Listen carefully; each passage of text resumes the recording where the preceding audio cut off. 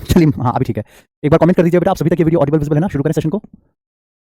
Okay, तो प्यारे बच्चों, ये आप लोगों की ग्रामीण बैंक भर्ती 2025 की चौपाल बैच की क्लास चल रही है। टॉपिक है हमारा पैराजंबल का, राइट? तो चलिए मेरे प्यारे बच्चों, बिना देरी किए करते हैं फिर स्टार्ट इस सेशन को। ये पैराजंबल की एक क्लास हम ऑलरेडी कर चुके हैं और आज इसकी ये सेकंड क्लास है। तो एक शानदार सी कोट से शानदार सी लाइन से शुरू करेंगे कि समय के साथ चलो लेकिन अपने लक्ष्य से कभी मत भटको। सही बात है कि आप समय के हिसाब से चलिए जरूर। जीवन में जो भी आपके लाइफ में जो भी आपको एंजॉय करना है, फन करना है, ठीक है, जो भी अपने अपनी डिजायर पूरी करनी है लाइफ में, जो भी खाना पीना घूमना फिरना, जो भी सब कुछ करो, ठीक है, लेकिन अपने लक्ष्य से कभी मत भटको, ठीक है। कई बच्चे कहते हैं कि सर मैं जो है बिल्कुल मतलब अपने दुनिया से कट करके तैयारी करूंगा तो सिलेक्शन हो जाएगा क्या? अरे नहीं भाई, दुनिया से कटना नहीं है, स्मार्ट वर्क करो, स्मार्ट अप्रोच लगाओ। सोशल मीडिया गलत नहीं होता है, अगर आप उसका सही यूज करोगे तो वो सही है अपनी जगह पे। तो समय के साथ चलो, अपडेट रहो, लेकिन अपने लक्ष्य से मत भटकना बस। चलो तो क्वेश्चन को करते हैं स्टार्ट। तो पिछली क्लास में मैंने आप लोगों को ये दिया था क्वेश्चन और कहा था कि इसका अपने आप से आपको करके बताना है। तो मैं साइड हो रहा हूँ स्क्रीन से। मैं चाहूंगा एक बार आप लोग 1 मिनट का समय लेकर के इसका पेयर बनाइए फटाफट से, ठीक है। एक बार अपनी तरफ से कोशिश कीजिए एंड देन फिर मैं इसका आंसर देता हूँ। चलो कोशिश करो बेटा।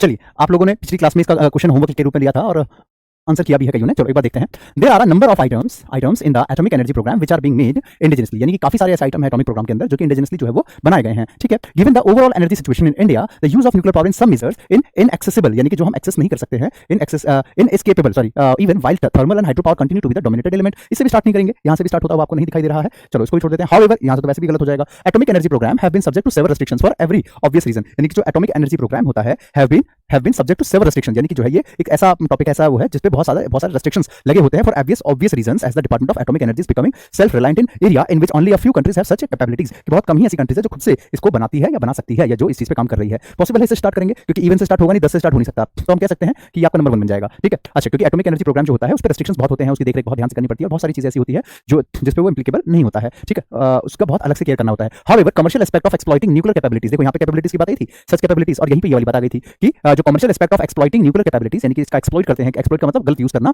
न्यूक्लियर कैपेबिलिटीज का, इसकी न्यूक्लियर कैपेबिलिटीज का को एक्सप्लॉइट करना, specially for the power generation programme, खासकर किसके लिए? तो पावर जनरेशन के लिए, पावर से बनाया जाता है बिजली बनाने के लिए, have been recently given high priority. High priority इसी को दी गई, तो हम कह सकते हैं कि आपका आ जाएगा सेकंड नंबर।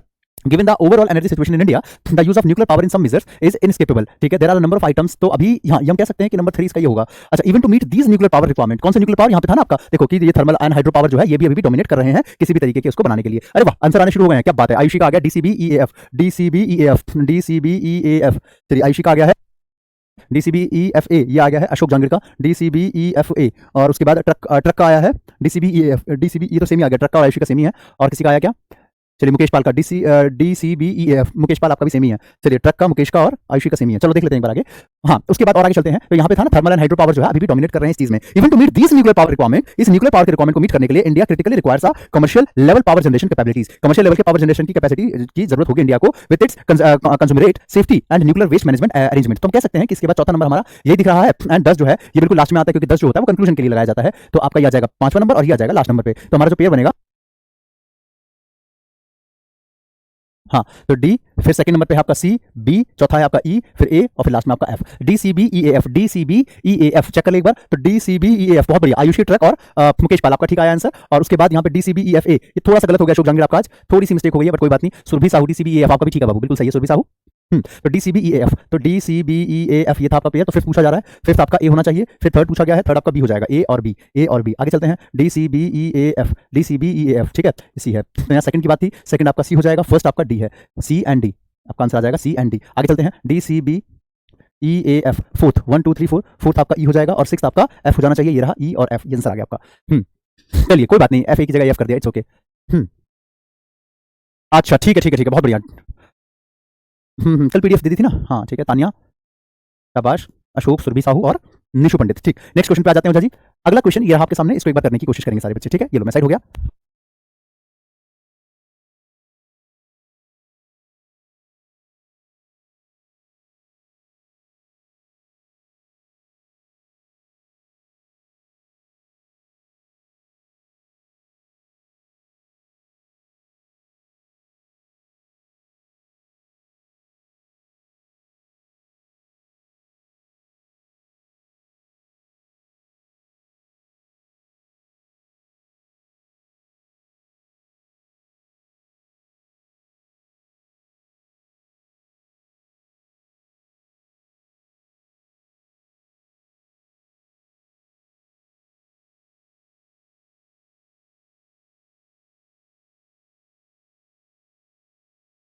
चलिए अब आंसर आने शुरू हो गए हैं। तो मुकेश पाल का आया है CDA कहाँ गया, EF, ठीक है। FDB विकास कुमार गुप्ता, FDBCAE, ठीक है। FCDBAE निशु पंडित और मनीषा कुमारी, इसका तो बिल्कुल ही अलग है। CDBAEF, इस बार सबका अलग अलग आ रहा है भाई।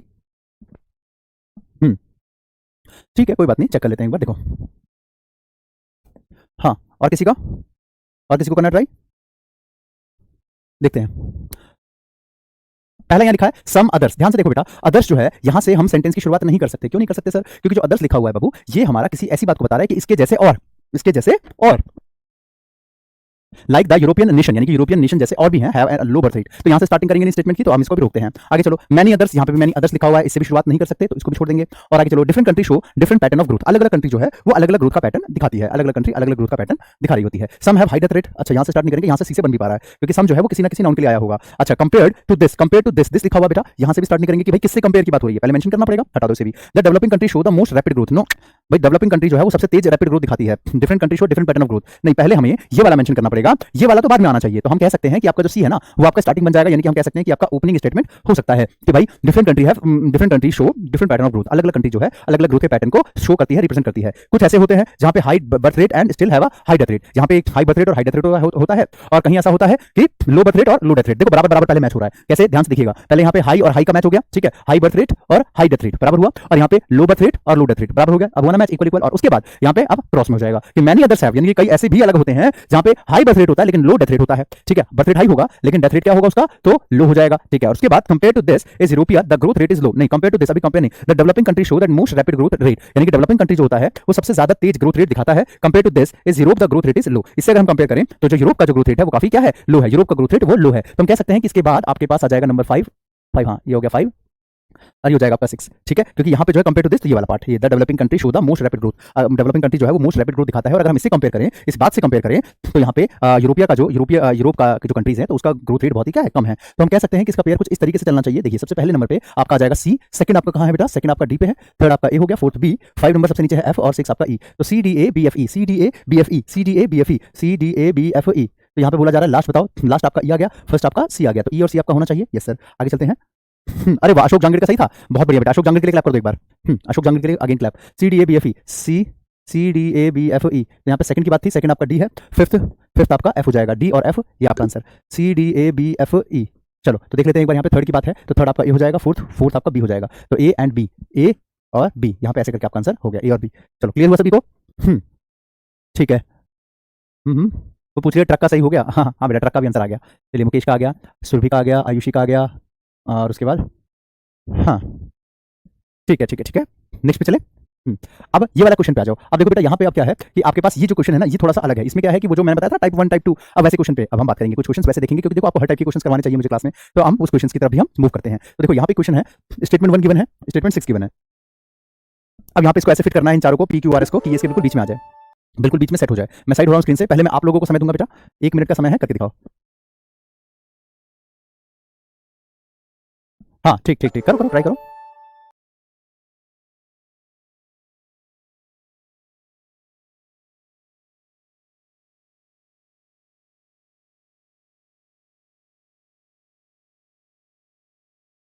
हाँ बेटा देखें, बहुत बढ़िया, सही कहा आपने, ट्रक बिल्कुल एग्जैक्टली।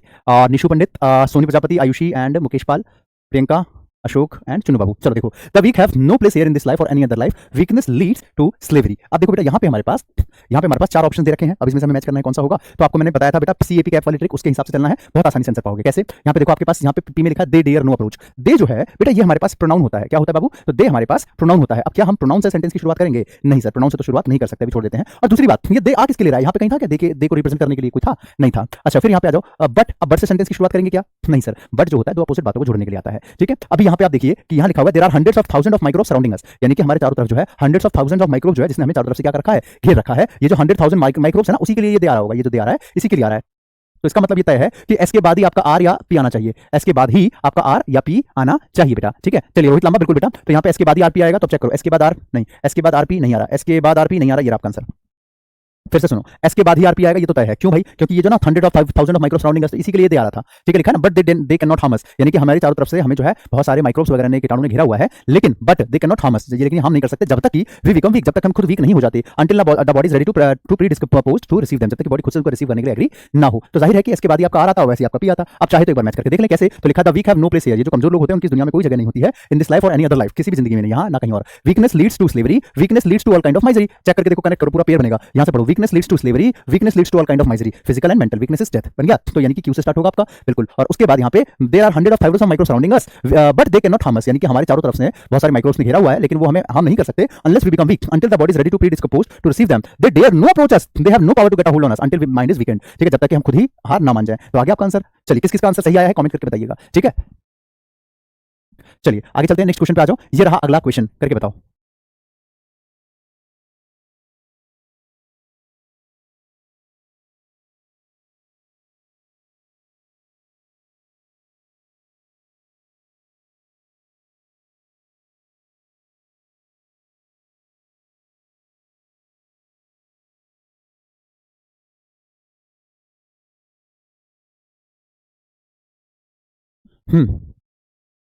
ठीक है, चलिए।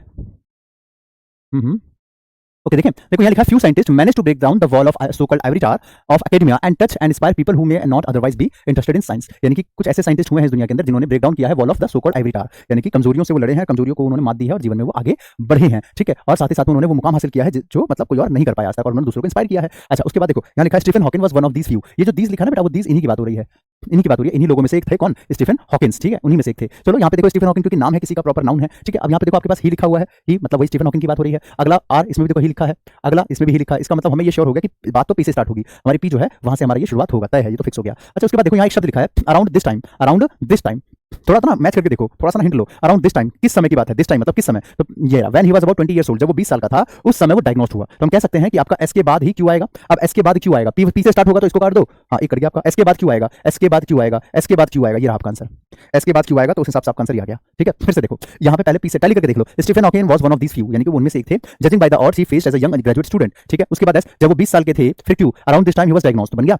यानी इस तरीके से आपका आंसर आ गया। लास्ट ऑप्शन आपका बिल्कुल सही है, मतलब आपको करना कुछ नहीं था, बस एक कनेक्शन देखना था। मैं फिर से बताता हूँ, देखो सिर्फ वहां से कनेक्शन देखना है और फिर से आपका आंसर आ जाएगा। ठीक है, कोई मुश्किल काम नहीं था, मैं फिर से बताता हूँ। देखो, अरे कहाँ गया, देखिए बेटा, यहाँ पे था कि स्टीफन हॉकिंग जो था, स्टीफन हॉकिंग जो है यहाँ पे, ये नाउन है। अब जाहिर सी बात है कि भाई नाउन पहले आता है, प्रोनाउन तो बाद में आता है। ठीक है, तो यहाँ पे आप देखिए कि आपके पास ही लिखा था, यहाँ पे भी आपका ही लिखा है और यहाँ पे भी ही लिखा है, यानी कि पी जो है वो नंबर 1 बनेगा, स्टार्टिंग बनेगा, तो इस ऑप्शन को काट दिया। उसके बाद लिखा यहाँ पे हिंट लेने के लिए हमने देखा कि अराउंड दिस टाइम, ये ना हेल्प करते हैं, डेमोस्ट्रेटिव एडजेक्टिव, डेमोस्ट्रेटिव प्रोनाउन, ये बहुत हेल्प करते हैं क्वेश्चन को निपटाने में। तो अराउंड दिस टाइम कौन सा टाइम, तो ये रहा when he was 20 years old, जब वो 20 साल का था उस समय में ही वाज डायग्नोस्ड, यानी कि एस के बाद आपका क्यों आएगा, ये फिक्स है, पी से शुरू होना चाहिए था, तो पी से 1 2 3 तीनों शुरू हो रहा है। और एस के बाद क्यों कहाँ आ रहा है, कहाँ नहीं आ रहा, एस के बाद क्यों यहाँ नहीं आ रहा था, एस के बाद क्यों यहाँ नहीं आ रहा था, बिना देखे आंसर टिक मार दो। और लेकिन अगर ऐसा भी ऑप्शन है, none of these, no arrangement required या कुछ ऐसा है, तब तो वहां पे आपको प्रॉपर और पढ़ने की जरूरत होगी, तो आप टैली कर सकते हैं और आगे बढ़ करके। ठीक है, चलिए क्लियर हुआ बेटा।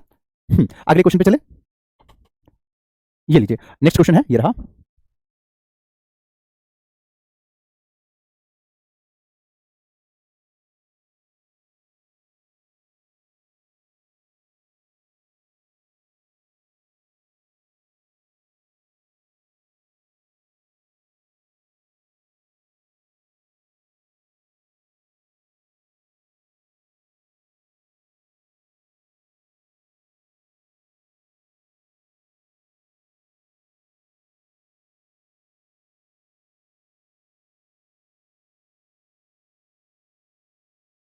हो गया।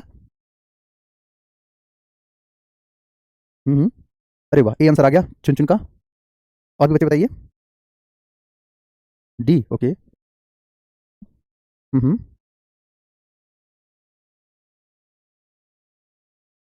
हम्म, चलिए आप करें। अरे वाह, कितनी लंबी चौड़ी बात लिखी, 1 मिनट रुको। हाँ, ये सर आप सही कहते थे, एडिटोरियल की क्लास पहले से लेनी चाहिए थी, मेको या मेरे को, एडिटोरियल की क्लास पहले से लेनी चाहिए थी मेरे को, अब मुझे दिक्कत हो रही है, आपसे मैं जरूर लूंगी। हाँ, तो और क्या, इतने टाइम से मैं कह रहा हूँ आपको कि बेटा रेगुलर रहो, द हिंदू एडिटोरियल में रेगुलर रहो, रीडिंग स्किल बहुत जरूरी है। आपको क्या लगता है कि बिना रीडिंग स्किल का इंप्रूव किया बैंक में सिलेक्शन ले लोगे? पॉसिबल ही नहीं है, बैंक में सिलेक्शन चाहिए, रीडिंग राइटिंग हैबिट आपकी होनी चाहिए, स्किल्स आपके अच्छे होने चाहिए रीडिंग करने के, समझे। चलो अब आगे बढ़ते हैं। देखो, तो he no longer dreamed of stone nor of women nor of great occurrence, अरे कहाँ गया। हाँ, देखो he no longer dream of stone nor of women nor of great fish nor of occurrence nor of great fish nor fight nor contrast strength और nor of his पनौती। ठीक है, तो अब देखो यहाँ पे जो है बात हो रही है कि उसने ये चीजें जो है उसने ड्रीम में नहीं देखी, मतलब ड्रीम उसने चीजों का नहीं किया है। ठीक है, ही never dreamed about the boy. अब यहाँ पे आप कॉमन मैच करना शुरू कर देते हो एक बार। तो यहाँ पे एक बार कॉमन देखेंगे तो यहाँ पे आपके पास ही लिखा है, ही हंस नहीं रहा हूँ, 3 बार ही लिखा है, तो यहाँ पे आपका ही और यहाँ पे लास्ट में लिखा है आपका दे, ही दे। ठीक है, तो यहाँ पे जो दे लिखा हुआ है बेटा, ये आपका प्रोनाउन है, वो भी प्लूरल के लिए आता है, आप सबको पता है बात, तो प्लूरल के लिए लगाया जाता है इसको। ठीक है, अब ये प्लूरल कहीं ना कहीं तो होगा ना, उसी के लिए लगाया गया होगा, एक बार ढूंढते हैं जरा ये दे आया किसके लिए होगा। ठीक है, तो यहाँ पे देखो हमारे पास दे इसमें से किसी के लिए तो आएगा नहीं, जाहिर सी बात है, क्योंकि यहाँ पे ही लिखा हुआ था स्टार्टिंग में ही सब्जेक्ट के रूप में। ठीक है, और बाकी समय आ भी रहा है तो वो हमारे पास जो है नॉट के बाद आ रहा है, छोड़ दो। अच्छा, यहाँ पे he never dream of the boy, boy भी सिंगुलर है, he only dream the place and the lion on the beach now. देखो यहाँ लिखा है लायंस, लायंस आपका प्लूरल नाउन है, हाँ कि ना। इसका मतलब हमें ये कंफर्म हो गया कि ये लायन के लिए ही दे आ रहा होगा, ये जो दे आ रहा है ना, ये पक्का किसके लिए आ रहा होगा, तो लायन के लिए आ रहा होगा। ठीक है, क्यों, अगर आपको इसमें और आगे चेक करना है, क्रॉस चेक करके देखना है तो ऐसे कर सकते हैं। कैसे बेटा, तो यहाँ पे आपके पास द लाइन्स लिखा हुआ है और यहाँ लिखा they played like young cat, लिखा they played like young cat, और यहाँ पे लाइन लिखा है यंग कैट लिखा है, तो जाहिर सी बात है कि लायन और यंग कैट एक ही प्रजाति होती है, आप सबको पता है कि जो बिल्लियां होती है वो शेर की ही प्रजाति की होती है। तो यहाँ है they played like young cat in the dusk and love them and he love the boy. तो इसका मतलब आपका क्यू के बाद एस आना चाहिए। अब चेक करके देखें एक बार, तो क्यू के बाद एस, क्यू के बाद एस, क्यू के बाद एस नहीं है, क्यू के बाद एस यहाँ नहीं है, ये दोनों कट गया हमारा। अच्छा, अब इन दोनों की बात कर लेते हैं एक बार, क्यू के बाद एस आना चाहिए था, बताया मैंने क्यू के बाद एस आएगा, तो ये दोनों ऑप्शन हमारे कट गए काम से। अब इसकी बात करते हैं एक बार, यहाँ पे आ जाओ, पहले हम आर से शुरू करते हैं। He made dream about the boy, he never dreamed about the boy, he only dreamed of place and of the lion on the beach now, और फिर पी ही सिंपली वॉक अप। अच्छा, एक मिनट, आर से पहले start किया ना, तो ही सिंपली वॉक अप, वो सीधा चुपचाप से वो वॉक अप हुआ, मतलब वो नींद से उठा, look out through the open door and moon and unrolled his trouser and put them on, और उसके बाद he only dreamed of the place. नहीं नहीं नहीं नहीं, पहले आएगा he only dreamed of the place. देखो ओनली का यूज हम तब करते हैं जैसे मैं कह रहा हूं कि भाई मैंने ये भी काम नहीं किया, मैंने ये वाला होमवर्क भी नहीं किया, ये भी नहीं किया, हाँ लेकिन मैंने सिर्फ यही वाला किया है, यानी कि सिर्फ ये किया, इसका मतलब पहले मैं लगातार नेगेटिव बोल रहा हूं, तभी तो मैं ओनली बोलूंगा। लगातार हम नेगेटिव नेगेटिव नेगेटिव बोल रहे हैं, लेकिन पॉजिटिव की बात होगी तो ओनली वहां लगा करके कहेंगे। ठीक है, तो वहां बोला जा रहा है he no longer dream of storm nor a woman nor a great occurrence nor a great face nor fight nor contrast nor strength nor of his पनौती। तो अब ऐसे में यहाँ पे he only dream of the place and the lion, उसने सिर्फ किसके बारे में सपना देखा, तो प्लेस लाइन के बारे में सपना देखा, तो क्यू से स्टार्ट होगा आपका आंसर, तो क्यू एस पी आर ऐसे करके आपका पेयर बन जाएगा, चाहो तो टैली करके देख लो। तो he only dreamed of the place and the lion on the beach now, उसके बाद they played like young cat, they played like young cat in the dusk and love them as he love the boy, वो उसी तरीके से उसको love करता था जानवर को जितना वो बॉय को लव करते थे। ठीक है, इस तरीके से तो आपका ये दो पेयर इसी से कनेक्ट बन गया आपका। नेक्स्ट क्वेश्चन ये रहा, चलिए सारे बच्चे ट्राई कीजिए बेटा। हाँ ठीक है बेटा, चन्नी बाबू बिल्कुल करेंगे बाबू, करो इसका आंसर।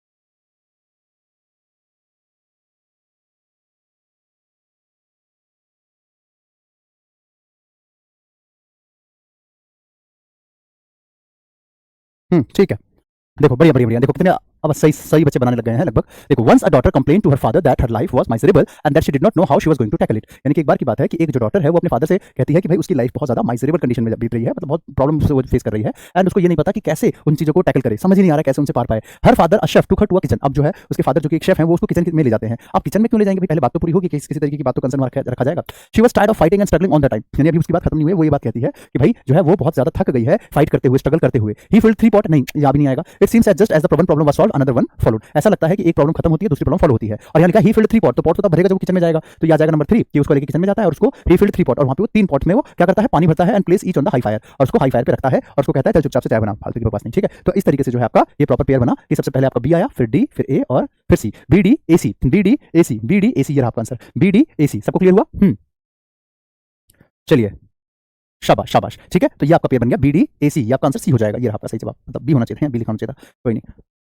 हाँ बिल्कुल ट्रक सही कहा आपने। नेक्स्ट पे आ जाए टेम्पो, देखो तो बी डी ए सी आप मोस्टली बच्चों का सही आया। एक बच्चा आया हैंडसम बॉय नाम से, बेटा आपका रियल नाम क्या है, कैसे कैसे नाम से आ रहे हो आप लोग, एक ट्रक है, एक टेम्पो है, एक टेडी है, हाँ? चलिए इसको करो अब।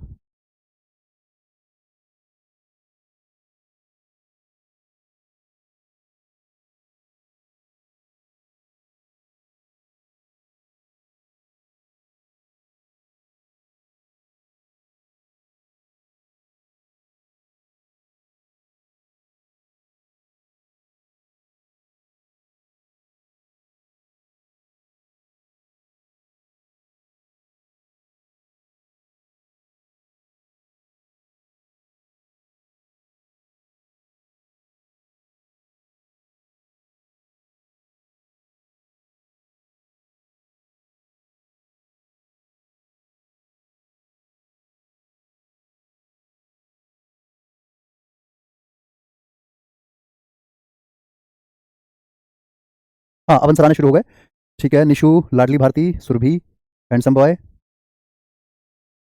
ठीक है, चलिए देखते हैं। आप ध्यान से देखना बेटा। The merchant greedily counted his gold and said. अब जो मर्चेंट है, मर्चेंट जो है उसने क्या किया, ग्रीडली, ग्रीडली का मतलब होता है बहुत लालच के साथ। ठीक है, ये बहुत ही लालच के साथ जो है उसने क्या किया, अपने गोल्ड कॉइन को क्या किया, उसने काउंट किया। ठीक है, उसको मिला होगा, काउंट किया उसने। And said the purse I dropped had 200 pieces of gold. यहाँ पे मर्चेंट के आगे द लिखा है। अब जाहिर सी बात है, अगर मर्चेंट के आगे बाबू आपका द लिखा हुआ है, जो कि डेफिनेट आर्टिकल होता है, तो पहले हमको इंडेफिनेट की जरूरत थी। डेफिनेट तो बाद में आएगा, पहले तो इंडेफिनेट की जरूरत होगी। इसको भी स्टार्ट से नहीं करेंगे। द जज लुकिंग टुवर्ड द मर्चेंट, यानी कि अब जज की बात कहां आ गई, अभी नहीं आएगा। Being an honest man the beggar came forward, फिर से आपके पास द आया, अभी से भी शुरू मत करो। This purse therefore can not be the one you lost, तो यहाँ पे आपके पास दिस लिखा हुआ है, तो दिस दैट दीस दोस, ये आपके डेमोस्ट्रेटिव एडजेक्टिव और डेमोस्ट्रेटिव प्रोनाउन होते हैं, नहीं से भी स्टार्ट नहीं करना। अब बेगर फाउंड अ लेदर पर्स, एक समय की बात है, एक बेगर था, एक भिखारी था, तो उसने जो है एक लेदर का पर्स उसको पाया, that someone had dropped in the market place, जो कि किसी ने मार्केट प्लेस में गिरा दिया था। On opening he discovered that it contain 100 pieces of gold, उसने देखा कि इसमें 100 पीसेस ऑफ गोल्ड हैं। Then he heard a merchant shout, I am reward to the one who find my leather purse, तो उसने देखा कि यार एक मर्चेंट है वो शाउट कर रहा है मार्केट में कि जो भी मेरा लेदर का पर्स ढूंढेगा तो उसको मैं रिवॉर्ड दूंगा। ठीक है, ये आपका नंबर 1 बन जाएगा। उसके बाद देखो, क्योंकि वो ईमानदार था, तो वो come forward and handed the purse to the merchant, यानी कि वो मर्चेंट को पैसा दे देता है, मतलब वो पर्स दे देता है। ठीक है, तो ऐसे में जो है, हियर इज योर पर्स, मैं हैव माय रिवॉर्ड नाउ, यानी कि मैंने तुम्हें तुम्हारा पर्स दे दिया, मुझे मेरा रिवॉर्ड वापस दीजिए, मतलब मेरे को मेरा रिवॉर्ड दीजिए। The merchant greedily counted his gold coin, अब उसके हाथ में पर्स आ गया, वो ग्रीडली यानी कि लालचपूर्ण तरीके से काउंट करेगा। The purse I dropped had 200 pieces of gold in it, यानी मैंने जो ड्रॉप गिराया था, मैंने जो पर्स गिराया था उसमें 200 पीस ऑफ गोल्ड कॉइन थे। You have already stolen more than the reward, go away और I will tell the police, यानी कि जो है तुमने पहले ही ज्यादा चुरा लिया है, भागो यहाँ से। मतलब एक तो उसको ढूंढ के दे रहा है, ऊपर से उसी पे चढ़ रहा है। उसके बाद उसको गुस्सा आ गया, बीइंग एन ऑनेस्ट मैन, ये तो हो गया। द जज, अभी इसकी बात नहीं आएगी यहाँ पे। यहाँ पे आई एम ऑनेस्ट मैन, मैं एक ईमानदार इंसान हूँ। Said the beggar definitely let us take this matter to the court. The जज patiently listen to both of side of the story, अब उसने कहा कि चलो इस कोर्ट को, इस मैटर को कोर्ट में ले जाएं, और उसके बाद जज ने दोनों साइड की बात सुनी। अब जज की बारी आएगी। द जज looking toward the merchant said, you stated that the purse you lost contain 200 pieces of gold, यानी कि तुमने कहा कि तुम्हारा जो खोया पर्स उसमें 200 पीस ऑफ गोल्ड कॉइन थे। ठीक है, well it is a considerable cost, but the purse this beggar found had only 100, यानी इसने जो पाया उसमें 100 ही थे। इसका मतलब ये हुआ कि this purse therefore can not be the one you lost, ये वो नहीं है जो तुमने खोया है, ये कोई और पर्स होगा। ठीक है, तो ऐसा कह के सारा का सारा उसी को दे देता है बेगर को। तो अब आपका यहाँ से कहानी से शिक्षा मिलती है कि लालच बुरी वाला है, लालच ज्यादा नहीं करना चाहिए इंसान को। तो सबसे पहले आपका ई आ गया, सेकंड नंबर पे सी है, फिर आपका ए है, फोर्थ नंबर कहाँ है आपका एफ है, 5 आपका बी हो गया, और आपका 6 हो गया डी। तो E C A F B D, E C A F B D, E C A F B D, E C A F B D. तो फर्स्ट की बात थी, फर्स्ट आपका ई हो जाएगा, फिर फोर्थ 1 2 3 4 4 आपका एफ हो गया, ई और एफ, ई एंड एफ। ठीक है, E and F, E C A F B D, E C A F B D. ठीक है, E C A F B D. Fifth की बात है 1 2 3 4 5, फिफ्थ आपका बी है बेटा, और सिक्स आपका डी है। तो बी डी क्या होगा आपका आंसर, बी और डी, ये देख सकते हैं आपका बी और डी हो गया। नेक्स्ट पे आ जाओ, ई C A F D B. तो आपका फिर बोला जा रहा है सेकंड, ई सी ए, सी आपका हो जाएगा सेकंड नंबर पे, ये आपका आंसर आ गया। ठीक है, तो इस तरीके से आपका आंसर ये पूरा कंप्लीट बन गया। चलो अब एक बार इसको करके देखिए। लोगों की वजह से लाइन कट रही थी, हाँ बेटा वो लोगों कोने में मेंशन होगा बेटा, वो हटा नहीं सकते, वो फिक्स है, वो फिक्स होता है बेटा। लोगों, उसकी वजह से हो सकता है एक लाइन आपको ना दिखी हो, बट कोई बात नहीं, इसको करो।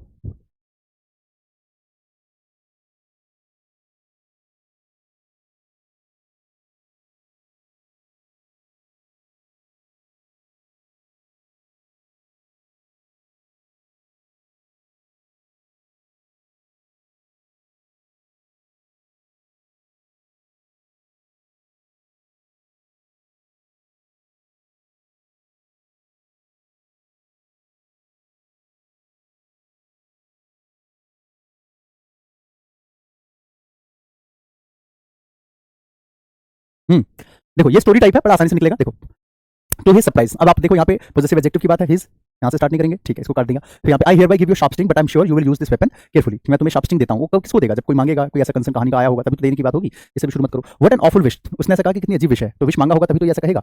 एंड से शुरू करेंगे नहीं, ये रहा वन डे, कभी भी one day, one hot summer, one night, one stand, कुछ भी ऐसा आ जाए तो वहीं से स्टार्ट करते हैं, है ना। वंस अपॉन अ टाइम, तो one day Zeus the king of Mount Olympus was giving out gift to the beast bird and insect, कि वो जो माउंट किंग था माउंट ओलंपस का, वो जो है सबको बीस्ट बर्ड्स वगैरह को, इंसेक्ट को क्या कर रहा था, वो बांट रहा था, गिफ्ट वगैरह बांट रहा था। ठीक है, अच्छा, to his surprise a little honey bee came before his throne, अब जो है एक हनी भी आती है जो कि उसके थ्रोन के आगे आकर के बैठ जाती है और कहती है कि तुम मेरे को सारे गिफ्ट में से, of all the gift you could give me, इन सारे गिफ्ट में से तुम मुझे क्या दे सकते हो, कि only one you will do, I would like the power to inflict great pain wherever I choose to, यानी कि जो है मेरे को क्या गिफ्ट चाहिए, मैं अपनी तरफ से बताती हूँ। मेरे को ये गिफ्ट चाहिए कि मैं अगर कभी भी किसी का काटूं, मतलब किसी को काटूं तो उसको ग्रेट पेन हो। ठीक है, उसको ग्रेट पेन हो, बिल्कुल सही बात है, आपका सेकंड बन सकता है।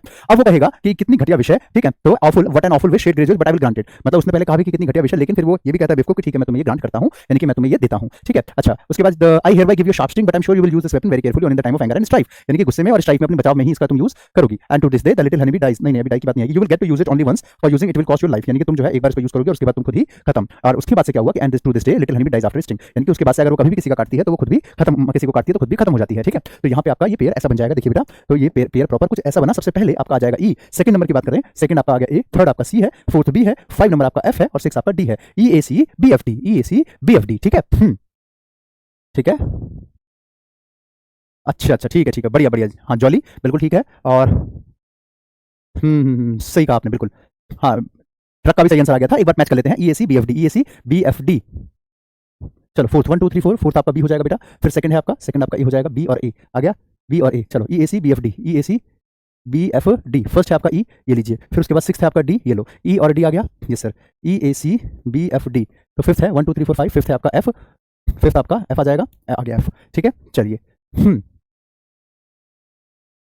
बहुत बढ़िया, वाह निशु बहुत अच्छे, शाबाश, कीप इट अप। ठीक है, नेक्स्ट पे आ जाओ, इसको करो, आसान क्वेश्चन है, इसमें समय बिल्कुल नहीं लेना, 30 सेकंड के अंदर हो जाना चाहिए, within 30 seconds you can do it.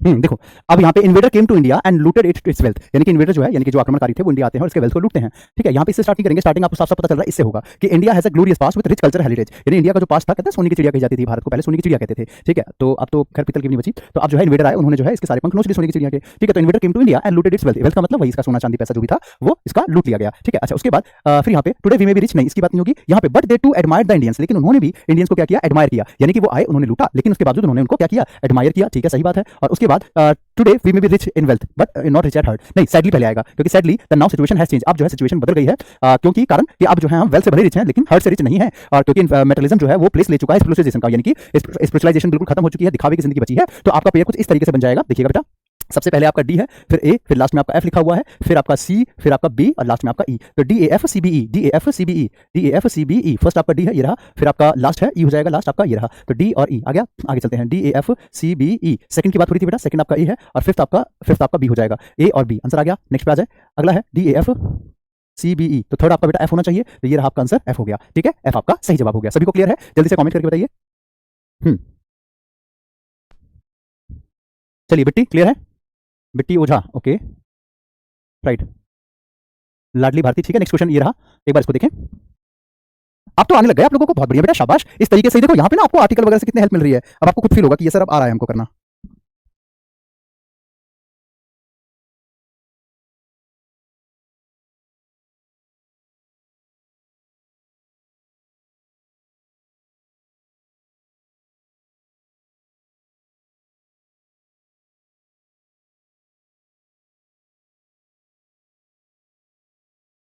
चलो हो गया। देखो बेटा, अब टाइम कम बचा है, मैं ही बता देता हूं। देखो यहाँ पे है इट प्रिवेल्स, इट्स प्रिवेल, यहाँ पे इट्स इससे स्टार्ट करेंगे नहीं, आप जानते हैं पॉजिटिव एडजेक्टिव होता है, इससे शुरू नहीं करें। दो, एलिमिनेशन ऑफ चाइल्ड लेबर, हालांकि दो, इससे भी शुरू नहीं करेंगे।